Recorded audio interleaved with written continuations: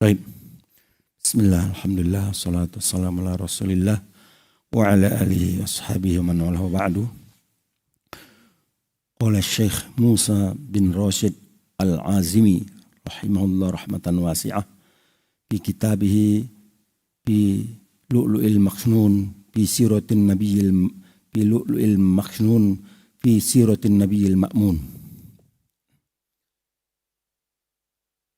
Ta'akkudu Quraisyin min sihhatil khabari wa mulahaqatuha mubayyi'ina al-mubayyi'ina wa nafara an-nasu min mina patanattosat Quraisyun al-khabara fawajadu anna al-khabara sahihun wal bay'atu qad tammat fi'lan fakharaju fi talabil qaumi fa'adaraku Sa'ad bin Ubadah wal Munzir bin Amr radhiyallahu anhuma wal Munzir bin Amr radhiyallahu anhuma wa kilahuma kana naqiban fa ammal Munzir bin Amr fa'ajazal qaum wastata'a an yafirra wa amma Sa'd bin Ubadah fa akhazuhu farabatu yadayhi ila unuqihi summa aqbalu bihi hatta adakhaluhu Makkata yatribunah wa yajazibunah bi sya'rihi wa kana za sya'rin kathirin. Bismillah walhamdulillah wassalatu wassalamu ala rasulillah wa la hawla wa la quwata illa billah amma ba'd. Allahumma alhimna rushdana wa qina syurur anfusina. Kita masih dalam penjelasan tentang baiat Aqabah kedua. Telah kita jelaskan pada pekan yang lampau bagaimana mereka menyelinap di malam hari dari tenda-tenda mereka untuk membaiat Nabi yang mulia sallallahu alaihi wasallam. Mereka berjumlah 82 orang, kemudian diutuslah ketika itu dari mereka beberapa orang untuk menjadi perwakilan bagi setiap suku yang ada. Kemudian kita telah jelaskan bagaimana tatkala mereka telah mengambil sumpah baiat untuk setia menerima Nabi, menjaga Nabi sebagaimana mereka menjaga diri dan anak mereka. Syaitan pun berteriak di tengah-tengah yakni manusia bahwasanya telah terjadi perkumpulan tanpa diketahui Quraisy antara Muhammad dan para pengikut-pengikut barunya. Maka pagi hari bergegaslah Quraisy mendatangi mereka, dan kala itu mereka berjumlah banyak, sekitar 600 orang atau 500 orang, dan ketika itu mereka masih banyak dalam keadaan musyrik, dan yang musyrik tak tahu apapun yang terjadi. Quraisy bertanya kepada mereka, orang-orang musyrik ini menafikan adanya kesepakatan antara mereka dan Muhammad. Adapun kaum muslimin mereka saling melihat satu sama lain. Tetapi Quraisy tak tinggal diam, mereka mengirimkan berbagai macam mata-mata mereka. Akhirnya tahulah mereka memang tadi malam telah terjadi kesepakatan baiat antara Muhammad dan pengikut-pengikutnya. Manakala mereka mengetahui hal itu terjadi dan baiat telah sempurna, maka mereka berusaha untuk mengejar kaum Ansar ini. Ketika mereka mau pulang ke kota Yathrib, mereka berhasil mengejar Sa'ad bin Ubadah dan Munzir bin Amr radhiyallahu anhuma, yang mana kedua-duanya adalah merupakan utusan dari kaum mereka untuk membaiat Nabi sallallahu alaihi wasallam. Adapun Munzir bin Amr, dia mampu membuat mereka terdiam atau mampu mengalahkan mereka. Mampu membuat mereka akhirnya terkalahkan, dia pacu kudanya dan dia berlari. Adapun Sa'ad bin Ubadah, dia tertangkap. Maka mereka mengikat Sa'ad, mereka bawa kota Mekah, digiring dalam keadaan terikat, tangan dibelenggu ke lehernya. Sampai di Mekah mereka pun memukulinya. Mereka menarik-narik rambutnya, dan Sa'ad bin Ubadah memiliki rambut yang panjang. Qala Sa'dun fa wallahi inni lafi aydihim istala alayya nafarun min Quraisyin fihim rajulun wadi'un abyadu faqultu fi nafsi iyaku inda ahadin minal qawmi khairun fa inda hadza falamma dana minni rafa'a yadahu falakamani laqmatan shadidatan faqultu fi nafsi la wallahi ma indahum ba'da hadza min khairin qala Sa'dun fa wallahi inni la fi aydihim yashabunani iz awa li rajulun mimman kana ma'ahum faqala wayhaka amma bainaka wa baina ahadin min Quraisyin ama bainaka wa baina ahadin min Quraisyin jiwarun wala ahdun faqala Sa'dun bala wallahi qad kuntu ujiru li Jubairi bin Mut'imin bin Ali tujjarahu wa amna'uhum mimman arada zulmahum bibiladi walil Harith bin Harbin bin Umayyah faqala lahu wayhak fahtib bismir rajulaini wazkur ma bainaka wa bainahuma qala fa'altu wa kharaja dhalika ar-rajulu ilayhima fawajadahuma fil masjidi 'inda al-Ka'bah faqala lahuma inna rajulan minal kharraji al-an yudrabu bil abtahi yahtifu bikuma wa yazkuru anna bainahu wa bainakuma jiwaran qala man huwa qala Sa'd bin Ubadah qala sadaqallah wallahi in kana la yujiru lana tujjarana wa yamna'uhum an yuzlamu bi baladihi qala fajaa fakhallasa Sa'dan min baini aydihim fantalaqa wa kana allazi lakum Sa'dan wa kana allazi lakama Sa'dun wa kana allazi lakama Sa'dan Suhail bin Amr warrajulu allazi awa lahu abal Bakhtari bana Hishamin. Maka berkata Sa'ad bin Ubadah, demi Allah, sungguh aku benar-benar ada di tangan mereka. Tiba-tiba muncullah seseorang dari Quraisy, seorang laki-laki yang kulihat wajahnya tampan, berkulit putih.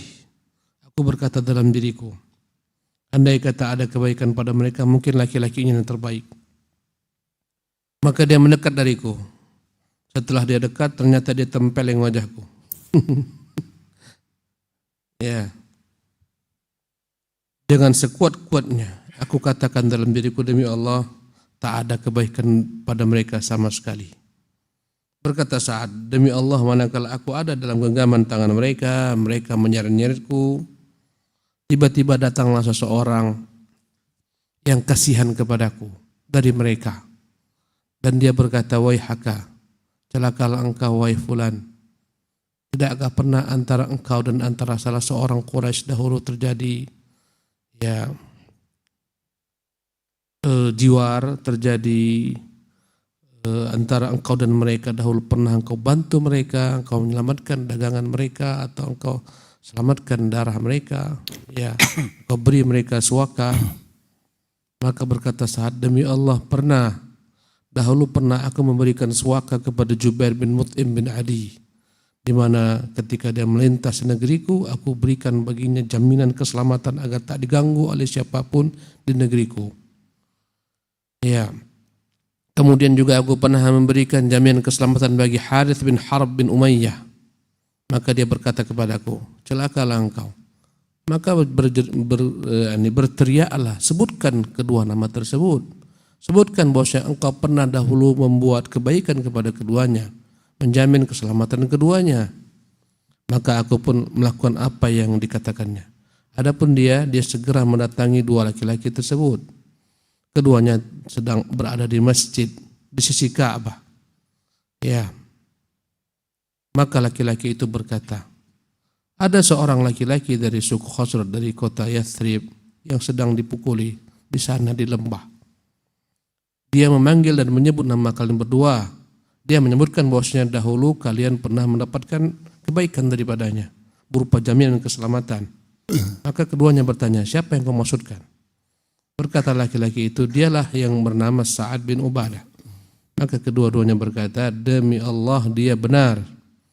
Sungguh dia dahulu pernah memberikan bagiku jaminan keselamatan, menyelamatkan barang daganganku ketika tiba di negerinya. Dan dia menjaga baranganku agar tidak diambil dan dicuri, dirampok oleh siapapun di sana. Ya. Akhirnya kedua-duanya pun mendatangi Sa'ad bin Ubadah dan berhasil melepaskan dia daripada kaum Quraisy. Ya. Akhirnya setelah itu berangkatlah Sa'ad bin Ubadah. Kata Sa'ad, yang menempel engkau ternyata namanya adalah Suhail bin Amr, yang nanti akhirnya masuk Islam ketika penaklukan kota Mekah. Dan laki-laki yang kasihan kepada engkau ternyata dia adalah Abul Bakhtari bin Hisham. Nah.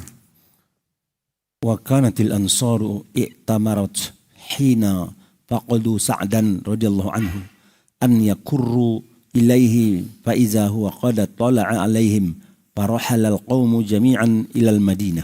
Ya, kaum Ansar yang mereka itu telah meninggalkan kota Madinah ketika mengetahui bahwasanya saat itu ditangkap oleh Quraisy, mereka berazam mau kembali membelanya. Ya, bahkan mereka siap untuk berperang demi membelanya, membawanya. Manakala mereka baru kembali sebentar, tiba-tiba muncullah Sa'ad bin Ubadah yang selamat dari kejaran, yang selamat daripada kezaliman Quraisy. Akhirnya mereka pun pulang kembali semua ke kota Madinah. Nah. وهم بن إسحاق ذكر بن إسحاق أن النبي صلى الله عليه وسلم بايع الأنصار في العقبة الثانية بيعة الحرب حيث أذن الله لرسوله صلى الله عليه وسلم في القتال وذلك أن الله تعالى لم يكن أذن لرسوله صلى الله عليه وسلم في الحرب فلما أذن الله له فيها وبايعهم رسول الله صلى الله عليه وسلم في العقبة الأخيرة على حرب الأحمر والأسود أخذ لنفسه واشترط على القوم لربه وجعل لهم على الوفاء ذلك الجنة ثم ذكر أول ما نزل في القتال أذن للذين يقاتلون بأنهم ظلموا وهذا من أوهام بن إسحاق على جلالته فالجهاد لم يشرع إلا في السنة الأولى من الهجرة وقد وافقه على هذا الوهم بن هشام أيضا. Wahab ibnu Ishaq, kekeliruan ibnu Ishaq. Ibnu Ishaq adalah penulis sirah yang paling terkenal, paling ternama. Dia punya kitab namanya Sirat ibnu Hisham, Sirat Maghazi ibnu Ishaq. Ya, dan banyak buku-buku sirah merujuk kepada dia. Bahkan Ibnu Hisham sendiri yang menuliskan Sirat Ibnu Hisham banyak mengambil daripada Ibnu Ishaq. Maka pengarang kitab ini mengkritisi Ibnu Ishaq. Kata dia, Ibnu Ishaq menyebutkan bahwasanya di antara isi baiat perjanjian Al-Aqabah yang kedua, bahwasanya mereka membaiat untuk berperang, siap bertempur bersama Nabi memerangi seluruh manusia, al-ahmara wal aswad. Ya. Segala macam jenis manusia, mau yang berkulit merah, yang mau berkulit hitam. Ya. Di mana Allah telah mengizinkan bagi Rasulnya untuk berperang. Karena Rasulullah tidak diizinkan sebelumnya berperang. Tatkala diizinkan oleh Allah Subhanahu wa taala, maka Rasulullah pun dibayat oleh kaum Ansar pada baiat Aqabah yang kedua ini untuk memerangi siapapun yang menghalangi mereka, apapun warna kulitnya, mau kulitnya berwarna merah, mau kulitnya berwarna hitam. Dan Nabi pun memberikan kepada mereka syarat, ya, harus mereka kokoh, mereka tegar, dan bagi mereka surga. Kemudian disebutkanlah ayat Al-Quran turun gara-gara itu, yaitu ayat yang berbunyi Udzina lilladzina yuqataluna bi'annahum zulimu.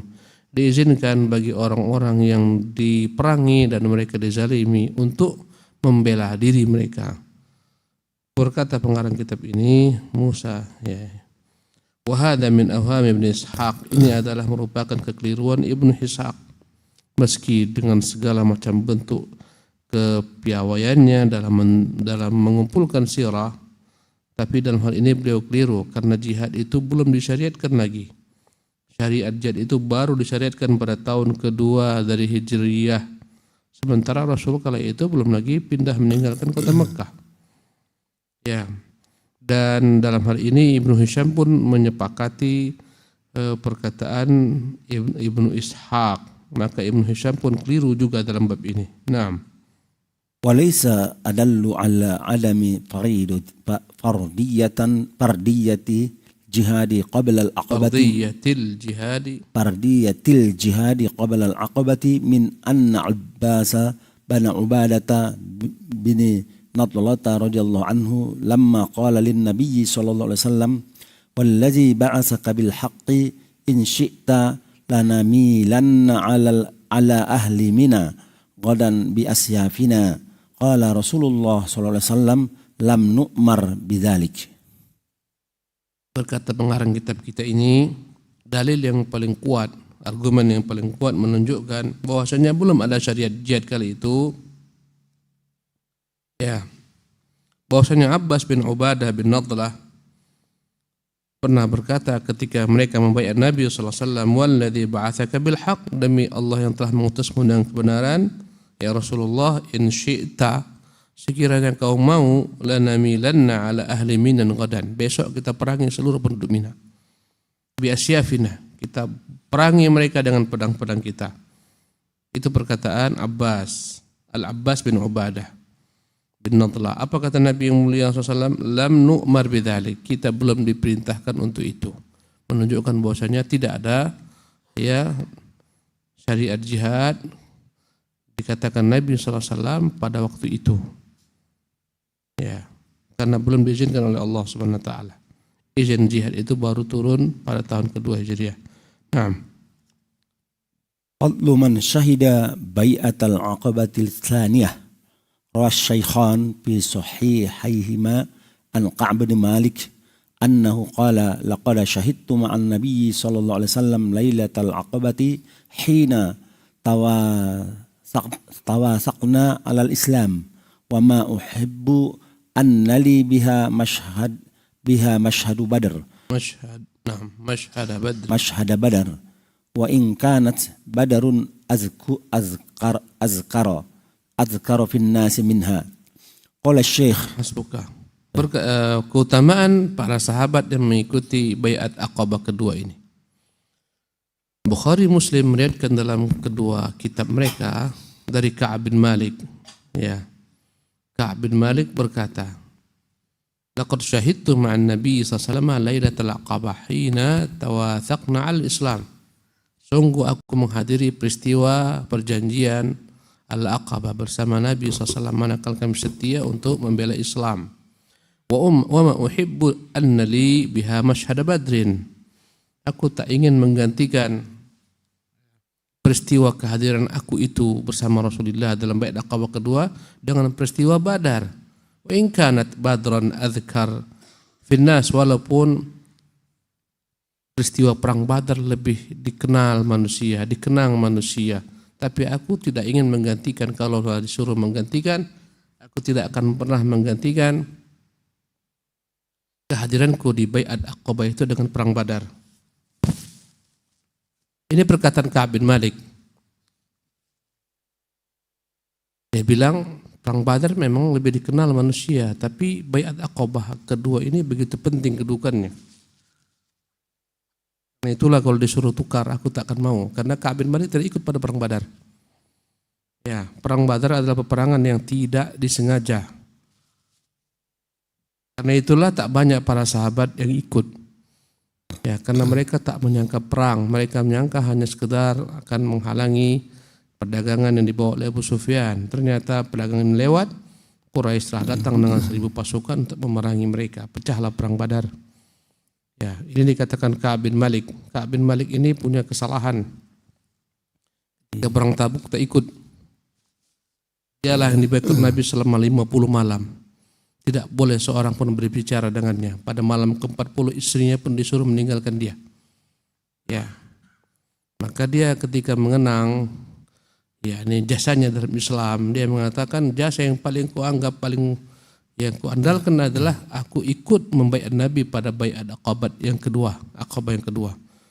Dan aku merasa itu begitu penting, bahkan tak mau digantikan dengan perang Badar, walaupun perang Badar itu lebih dikenal dan dikenang oleh manusia.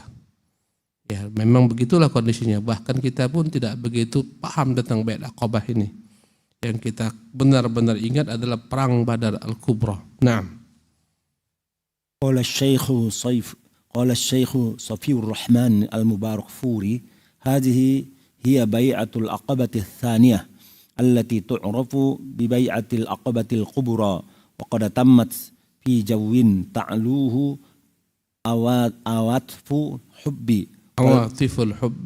عواطف الحب والولاء والتناصر بين أشتات المؤمنين والثقة والشجاعة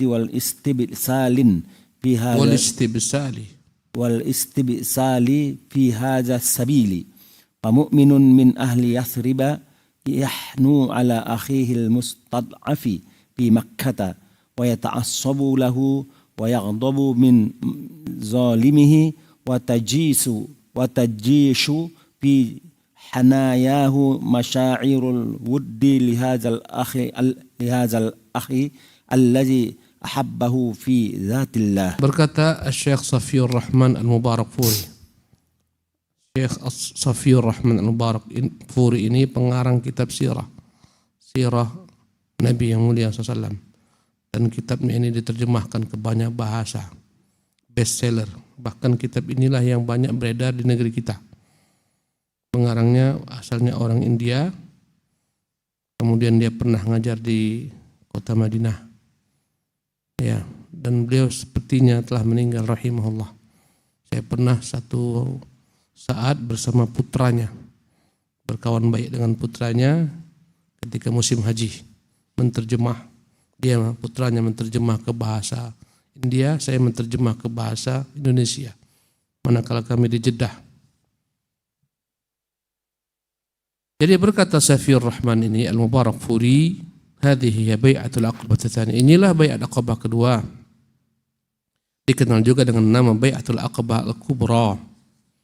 Dan dia berhasil terwujud ya dalam keadaan yang penuh dengan hubungan kecintaan antara kaum muslimin, loyal, saling membantu, saling menolong dari berbagai macam latar belakang kaum muslimin, ya. Dari berbagai macam latar belakang suku yang berbeda-beda dan strata ya dan tingkatan yang berbeda-beda. Ya, ketika itu tampaklah keberanian mereka, ya, yakinnya mereka dengan apa yang telah mereka ikrarkan.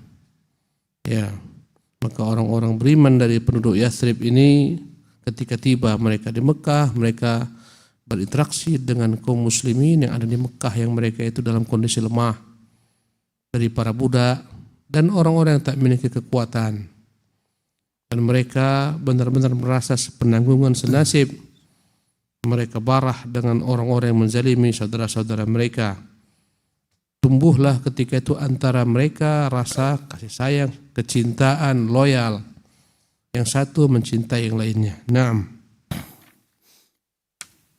ولم تكن هذه المشاعر والعواطف نتيجة نزعة عابرة تزول على مر الأيام بل كان مصدرها هو الإيمان بالله وبرسوله صلى الله عليه وسلم وبكتابه إيمان لا يزول أمام أي قوة من قوات الظلم والعدوان إيمان إذا هبت ريحه جاءت بالعجائب في العقيدة والعمل وبهذا الإيمان استطاع المسلمون أن يسجلوا على أوراق الدهر أعمالا ويتركوا عليها آثارا خلا عن نظائرها الغابر والحاضر وسوف يخلو المستقبل. Nah. Kata beliau, walam takun hadhil masyairu wal awatibu, perasaan ini, loyalitas ini, kecintaan ini bukanlah sesuatu yang datang kemudian hilang. begitu saja, spontan. Tidak, tapi dia berkekalan karena sumbernya adalah iman. Iman mereka kepada Allah, kepada Rasulnya, kepada kitabnya. Ya, iman yang tak akan pernah hilang selama-lamanya. Tak akan pernah hilang. Ya, dikalahkan dengan berbagai macam bentuk kekuatan dari berbagai kekuatan-kekuatan kezaliman dan perbuatan yang melampaui batas. Iman yang manakala dia telah berhembus anginnya, dia akan membuat perkara-perkara yang mencengangkan dalam akidah, dalam amal. Iman sungguhlah dahsyat pengaruhnya kepada seorang. Iman membuat pengecut menjadi pemberani. Iman membuat orang yang dahulu hina menjadi mulia. Ya. Iman membuat orang dahulu keras, kasar menjadi lembut, dan begitulah seterusnya. Dengan iman inilah kaum muslimin berhasil menorehkan sejarah, ya, dan lembaran-lembaran sejarah dengan berbagai macam amalan-amalan mereka. Dan mereka telah meninggalkan begitu banyaknya jasa-jasa yang dikenang, yang tak pernah ada dapat menyamai apa yang mereka buat pada masa tersebut oleh orang-orang datang yang sebelum mereka maupun orang-orang yang ada di masa mereka, bahkan sampai akhir zaman tak akan pernah ada manusia sebagaimana mereka. Nah, وقال الشيخ محمد الغزالي رحمه الله تعالى تلكم بيعة العقبة وما أبرم فيها من مواثيق وما دار فيها من محاورات إن روح اليقين والفداء والاستبسال سادت هذا الجمع وتمشت في كل كلمة قيلت وبدا أن العواطف الفائرة ليست وحدها التي توجه الحديث أو تملي العهود كلا فإن حساب المستقبل رجع مع حساب اليوم والمغارم المتوقعة نظر إليها قبل المغانم الموهومة مغانم أين موضوع المغانم في هذه البيعة لقد قام الأمر كله على التجرد المحض والبذل الخالص هؤلاء السبعون مثل لانتشار الإسلام عن طريق الفكر الحر والاقتناع الخالص. Berkata Syekh Muhammad Ghazali, ini bukan pengarang kitab Ihya Ulumuddin, bukan. Syekh Muhammad Ghazali ini punya kitab yang namanya Fiqhus Sirah. Ya. Dia menuliskan faedah-faedah yang diambil daripada perjalanan kehidupan Rasulullah SAW. Namanya Fiqhus Sirah. Ditahqiq hadis-hadisnya oleh Syekh Albani rahimahullah. Dia salah seorang ulama Mesir. Ya. Dari Al-Azhar. Dia berkata tentang peristiwa baiat ini, tilkum bai'atul aqabah. Inilah hakikat daripada baiat itu. Dan apa yang telah mereka sepakati daripada perjanjian-perjanjian. Dan apa yang terjadi antara mereka berupa dialog-dialog.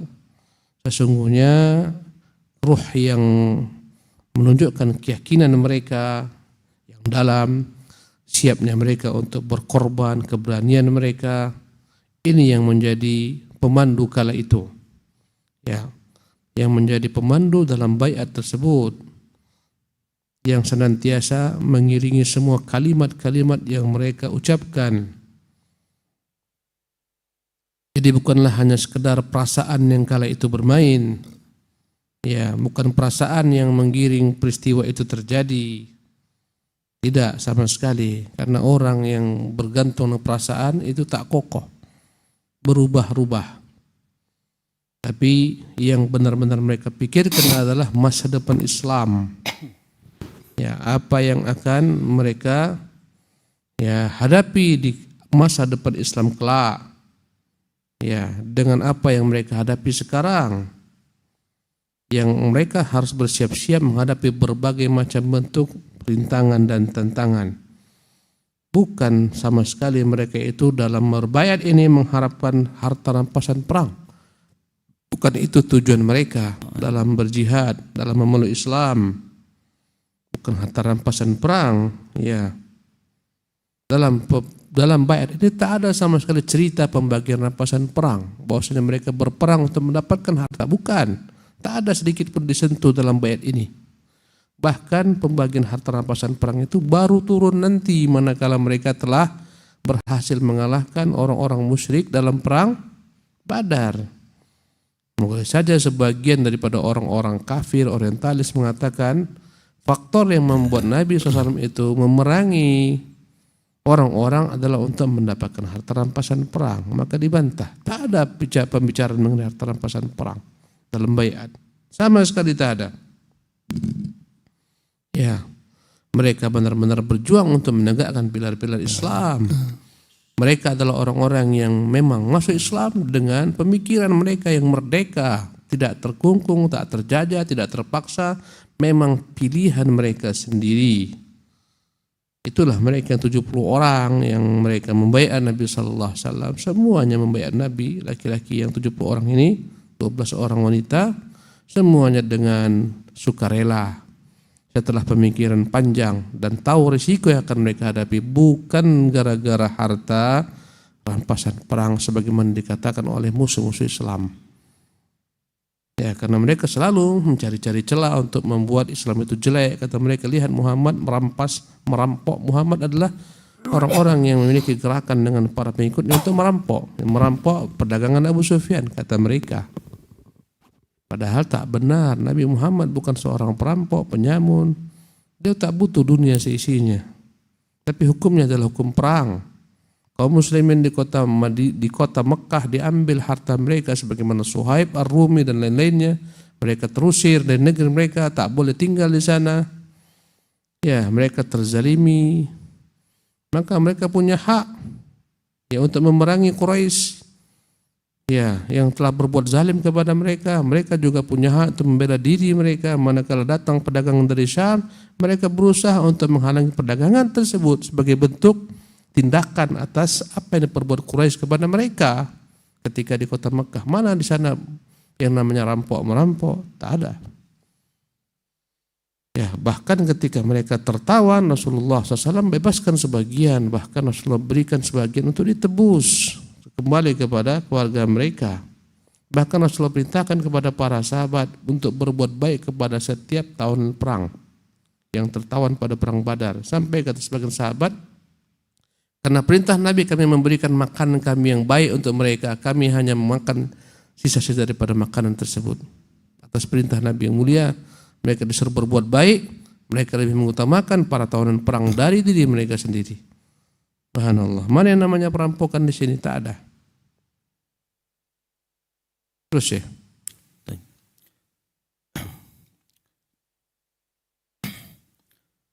Satu paragraf lagi. Faqad ja'u min Yasriba mu'minina asyaddal iman umulabbina da'iyat tadhiyati ma'a anna rifatahum bin Nabi sallallahu alaihi wasallam kanat lamhatan abiratan ghabarat 'alaiha al-ayyam wa kana dhannu biha an tazula lakinnana la yajuzu an nansa masdar hazihi taqatil muta'ajjijati minas syaja'ati was-siqati innahul Qur'an la in kana al-ansaru qabla bai'atihim al-kubra lam yashabur rasula sallallahu alaihi wasallam illa limaman fa innal wahyal musyia minas sama'i adha'a lahum at-tariqa wa awdahal al-ghayata. Kata Ghazali rahimahullah, Muhammad Ghazali, faqad ja'u min Yasrib mu'minin, mereka datang jauh-jauh dari negeri Yasrib untuk beriman dengan iman yang kuat. Mereka datang memenuhi seruan Nabi yang mulia SAW dan datang untuk berkorban demi Islam. Padahal kalau kita lihat, mereka baru mengenal Nabi sebentar. Begitu sebentarnya berjumpa mereka dengan Nabi SAW. Baiat Aqabah yang pertama hanya berapa gelintir, yang kedua hanya berapa puluh saja. Ya, tapi pertemuan yang sebentar ini tidak hilang begitu saja efek dan bekasnya. Dia yang telah merubah sejarah. Ya, jangan dikira dia pertemuan yang sebentar, semangat sebentar kemudian hilang, tidak. Tapi dia adalah merupakan pertemuan yang dibangun di atasnya perjanjian yang terus menerus mereka istiqomah di atasnya. Sungguh gejolak api keberanian mereka ya dalam mengemban amanah ini, menegakkan pilar Islam sebenarnya bersumber daripada Quran. Ya. Walaupun mereka itu tidaklah lama mengenal Nabi, tak lama beriring dengan Nabi, bersahabat dengan Nabi SAW, mereka hanya mengenal sebentar. Tapi wahyu yang turun dari langit, inilah yang menerangi bagi mereka jalan Islam. Ya, yang menjelaskan bagi mereka tujuan. Maka ini yang membuat mereka kokoh. Secara logika kita berpikir, kadang-kadang orang semangat sebentar, setelah itu hilang, ini tidak. Ya. Bahkan mereka mengenal Nabi baru sebentar. Yang 82 orang ini, sebagian besar mereka belum pernah berjumpa Nabi SAW. Tapi setelah jumpa, langsung mereka sumpah setia baiat Nabi yang mulia SAW. Kita padakan, insyaallah di minggu akan datang kita akan bicara tentang keislaman tokoh, salah seorang tokoh Ansar, Amr bin Jamuh. Ya Allah Ta'ala alam wa sallallahu wasallam wa baraka ala abdihi wa rasulih Muhammad.